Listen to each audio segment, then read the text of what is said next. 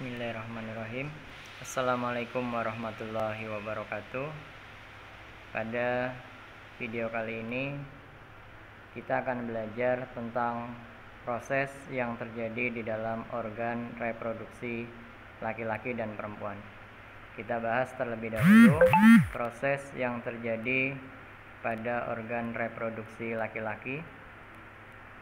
Proses yang terjadi pada organ reproduksi laki-laki adalah terjadinya proses pembentukan sel kelamin yang bernama sel sperma. Proses ini disebut dengan proses spermatogenesis. Proses spermatogenesis seperti terlihat pada gambar itu terbentuk dari spermatogonia atau spermatogonium, kemudian dia membelah atau berkembang menjadi ukuran yang lebih besar yang disebut dengan spermatosit primer. Spermatosit primer ini mengalami pembelahan meiosis 1 berubah menjadi spermatosit sekunder. Kemudian spermatosit sekunder ini ada 2 jumlahnya dan dia akan mengalami pembelahan meiosis 2. Masing-masing spermatosit sekunder akan membelah menjadi spermatid.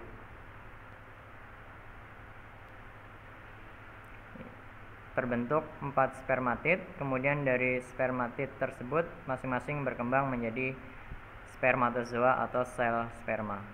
Jadi dalam proses spermatogenesis, dalam sekali proses itu langsung dihasilkan 4 sel sperma atau 4 sel spermatozoa.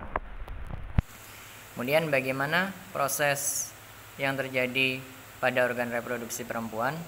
Kita lihat slide berikutnya. Ini adalah proses yang terjadi pada organ reproduksi perempuan, yaitu terjadinya proses pembentukan sel telur atau istilahnya yang disebut dengan oogenesis. Sel telur atau ovum pada perempuan itu terbentuk dari oogonium atau oogonia. Sama pada pembentukan sel sperma itu ada 2 pembelahan, yaitu pembelahan meiosis 1 dan pembelahan meiosis 2. Sel telur atau ovum pada perempuan itu terbentuk sekali lagi dari oogonium atau oogonia. Dia berkembang menjadi oosit primer. Oosit primer kemudian membelah secara meiosis 1 membentuk oosit sekunder dan badan polar. Kemudian badan polar akan kembali membelah menjadi badan polar, sedangkan oosit sekunder dia akan membelah menjadi ootit dan menjadi badan polar. Kemudian ootit akan berkembang menjadi ovum atau sel telur. Jadi jika kalian ingat slide sebelumnya, dalam satu proses spermatogenesis itu menghasilkan 4 sel kelamin jantan, 4 sel spermatozoa, sedangkan pada oogenesis ini hanya menghasilkan 1 sel telur atau 1 ovum.